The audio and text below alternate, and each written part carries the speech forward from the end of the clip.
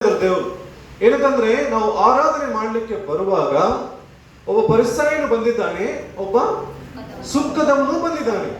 ಪರಿಸಾಯನ್ ಅಂತಂದ್ರೆ ಅವನಿಗೆ ಎಲ್ಲ ವಾಕ್ಯದ ಜ್ಞಾನ, ವಿವೇಕ, ದೇವರಲ್ಲಿರುವಂತಹ ವಿಷಯಗಳು, ದೇವರು ಹೇಗಿದ್ದಾನೆ, ಯಾವ ರೀತಿಯಲ್ಲಿ ಇರ್ತಾನೆ ಎಂಬುದಾಗಿ ಎಲ್ಲ ವಿಷಯಗಳು ಗೊತ್ತಿದೆ ಪರಿಸಾಯನಿಗೆ. ಸುಂಕದವನಿಗೆ ಭಯ ಇದೆ ಮತ್ತು ಅವನಿಗೆ ಅಷ್ಟೊಂದು ಗೊತ್ತಿಲ್ಲ. ಇದೇ ರೀತಿಯಲ್ಲಿ ಈ ಕಾಲದಲ್ಲಿ ಕೂಡ ಬುದ್ಧಿವಂತರು ಮತ್ತು ಜ್ಞಾನವುಳ್ಳಂತ ಬೈಬಲ್ ಸ್ಟಡಿ ಮಾಡಿದಂತ ವ್ಯಕ್ತಿಗಳು ಇರ್ತಾರೆ ಮತ್ತು ಬೈಬಲ್ ಅನ್ನು ಓದಿದ್ರು ಕೂಡ ಅರ್ಥ ಮಾಡಲಿಕ್ಕೆ ಕಷ್ಟವಾಗಿರುವಂತ ವ್ಯಕ್ತಿಗಳು ಇರ್ತಾರೆ. ಒಂದು ವೇಳೆ ಓದಿದ್ರು ಕೂಡ ಅರ್ಥ ಮಾಡಿಕೊಳ್ಳೋರು ಇರ್ತಾರೆ, ಇದೇ ಕರೆಕ್ಟ್ ಎಂಬುದಾಗಿ ತೀರ್ಮಾನ ತೆಗೆದುಕೊಳ್ಳೋರು ಇರ್ತಾರೆ. ಅದಕ್ಕೆ ಈ ವಾಕ್ಯವನ್ನು ಈ ರೀತಿಯಲ್ಲಿ ದೇವರು ಬರೆಸಿಟ್ಟಿದ್ದಾನೆ. ಅದಕ್ಕೆ ಇಲ್ಲಿ ಮಾತು ಹೇಳಲ್ಪಟ್ಟಿದೆ, ಪ್ರಾರ್ಥನೆ ಮಾಡಬೇಕೆಂಬುದಾಗಿ ಇಬ್ಬರು ವ್ಯಕ್ತಿಗಳು ಒಂದು ಆಲಯದೊಳಕ್ಕೆ ಹೋದರು.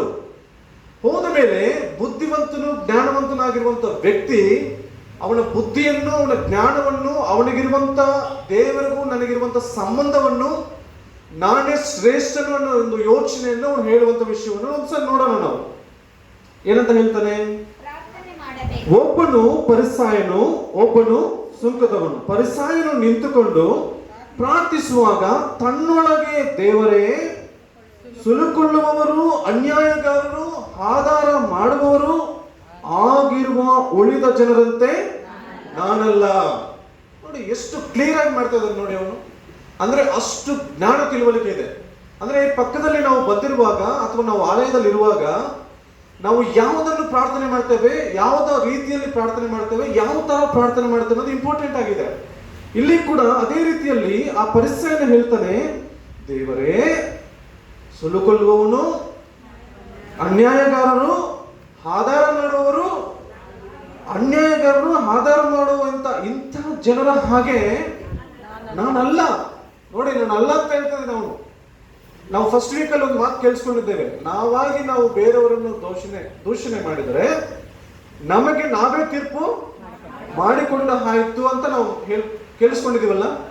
ಇಲ್ಲಿ ಅವನಾಗಿ ಅವನು ತೀರ್ಮಾನ ಮಾಡ್ಕೊಳ್ತಾ ಇದ್ದಾನೆ ಏನಂತ, ನಾನು ಪರಿಶುದ್ಧನು, ನಾನು ಜ್ಞಾನವಂತನು, ನಾನು ಯಾವುದೇ ರೀತಿಯಲ್ಲಿ ಮೋಸ ಮಾಡ್ತಾ ಇಲ್ಲ, ನಾನು ಸುಲ್ಕೊಳ್ತಾ ಇಲ್ಲ ಮತ್ತು ಅನ್ಯಾಯ ಮಾಡ್ತಾ ಇಲ್ಲ, ಯಾವುದೇ ರೀತಿಯಲ್ಲಿ ಆಧಾರ ಮಾಡ್ತಾ ಇಲ್ಲ, ಯಾರ ಮೇಲೆ ಕೂಡ ನಾನು ದೂಷಣೆ ಮಾತುಗಳನ್ನು ಹಾಡ್ತಾ ಇಲ್ಲ, ಯಾರನ್ನು ನಾನು ಕಿಂಚ ಪಡಿಸ್ತಾ ಇಲ್ಲ ಅಂತ ಅವನು ಕ್ಲಿಯರ್ ಕಟ್ ಆಗಿ ಹೇಳ್ತಾ ಇದ್ದಾನೆ.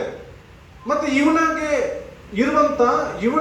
ಆಗುವಂತ ಇವನ ಒಂದು ಪ್ರಾರ್ಥನೆ ನೋಡುವಂತದ್ದೇನು, ಇವನು ಹೆಚ್ಚಿಸ್ಕೊಳ್ತಾ ಇದ್ದಾನೆ.